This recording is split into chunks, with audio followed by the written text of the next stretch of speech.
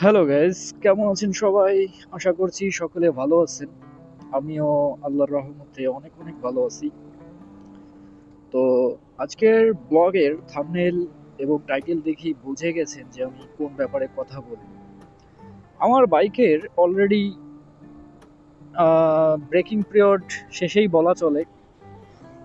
আমাকে শোরুম থেকে বলেছিল যে 2000 কিলোমিটার পর্যন্ত কখনোই 5000 আরপিএম এ, মানে 5000 আরপিএম এর উপরে বাইকের স্পিড উঠাবেন না। এখন যদি 5000 আরপিএম এ যত স্পিড হোক, স্পিড কোনো ম্যাটার না, তবে আরপিএমটা মেনটেন করতে হবে। তো আমার বাইকটা অলরেডি 1845 কিলো চলছে, যদিও আরও 155 কিলো বাকি আছে আমার ব্রেকিং পিরিয়ডের অফিসিয়ালি। যে কি ব্যাপার, সিএনজি এইরকম হুটহাট দাঁড়াই গেলে হবে? তো এখনো প্রায় 150 কিলো বাকি আছে। তো 150 কিলোর পর কি আসলে উড়াধুরা টানতে পারবো? ঠিক আছে, আজকে ব্রেকিং পিরিয়ড নিয়ে কিছু কথা বলবো। যে ব্রেকিং পিরিয়ডের পরেও আপনি যেভাবে বাইক রাইড করলে বা বাইকটার ওপর কিভাবে প্রেসার কতটুকু দিতে পারবেন, তাহলে ভবিষ্যতে আপনি ভালো মাইলেজ পাবেন এবং আপনার রিং পিস্টন গাড়ির ইঞ্জিন স্মুথ থাকবে। এই ব্যাপারে আলোচনা করব। শুনুন, যেহেতু কোম্পানি থেকে বলছে যে 2000 কিলোমিটার পর্যন্ত 5000 আরপিএম এর উপরে কখনো উঠানো চেষ্টা করবেন না। এখন আপনারা হয়তো অনেকেই ভাবছেন যে ভাই, 2000 কিলো চালানোর পর আমি তো উড়াধুরা টানতে পারবো। শোনেন, একটা কথা বলি। একটা মানুষের যেমন একটা আয়ুষ্কাল থাকে, ঠিক একটা বাইকেরও কিন্তু আয়ুষ্কাল থাকে। একটা মানুষ যদি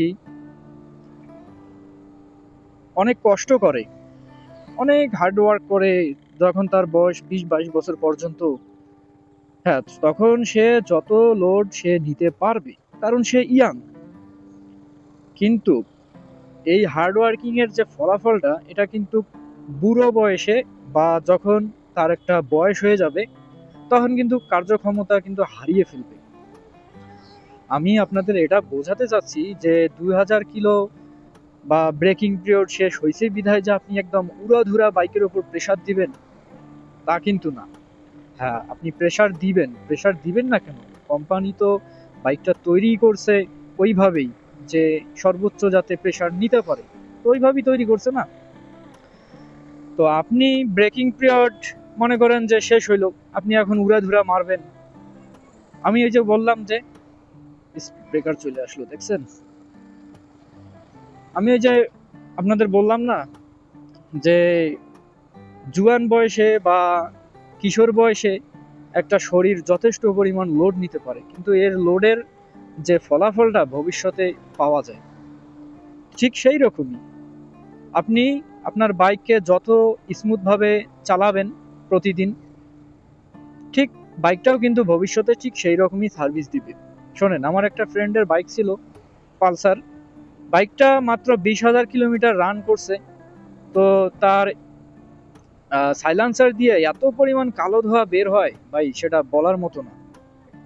ঠিক আছে, তো বের হওয়ার একটাই কারণ, বাইকের উপর অনেক প্রেসার গেছে। বাইকের ওপর প্রেসার যখনই আপনি দিবেন হাই লেভেলের, তখনই কিন্তু আপনার ইঞ্জিন আর ওইভাবে ঠিক থাকবে না, বা যেটা মেয়াদ ছিল রিং পিস্টনের মনে করেন, সেটা কিন্তু খুবই অল্প দিনে বা তাড়াতাড়ি ওইটা আপনাকে চেঞ্জ করে ফেলতে হতে পারে। তাছাড়াও যে আরো বাইকের অনেকগুলো ইঞ্জিনের ভিতর পার্টস থাকে, ওগুলাও কিন্তু নষ্ট হবেই।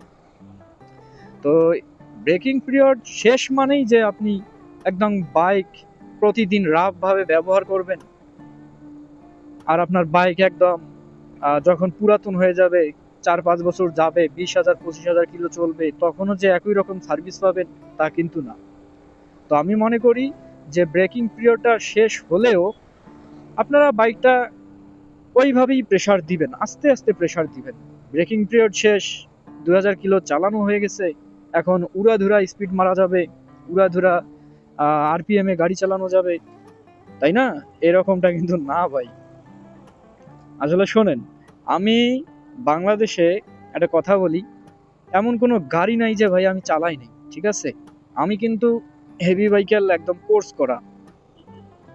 আল্লাহর রহমতে গাড়ি সম্পর্কে টুকিটাকি বলতে পারেন অনেক অভিজ্ঞতাই আছে,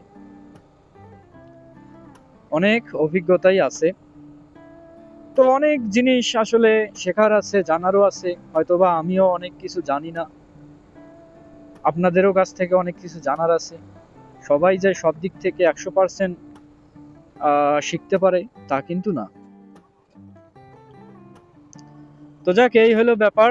যদি বাইক থেকে আপনারা ভবিষ্যতে বা 30-40 হাজার কিলোমিটার পর্যন্ত একটা ভালো সার্ভিস পেতে চান, অবশ্যই বাইকটাকেও সেইভাবে কিন্তু চালাতে হবে। দেখেন, আমি কিন্তু একদম স্মুথ ভাবে রান করতেছি। মনে করেন 2 গিয়ারে সবসময় 3000-4000 আরপিএম এর মধ্যে কিন্তু আমি গিয়ারগুলো শিফটিং করতেছি, মানে ইঞ্জিনের উপর কোনো প্রেশার দিতেছি না। ভাই, একটা করে গিয়ার যদি 4000 আরপিএম এও আপনি শিফট করেন, মানে বাড়াতে থাকেন, তাহলে কিন্তু ইঞ্জিনের উপর তেমন কোনো প্রেশার পড়ে না।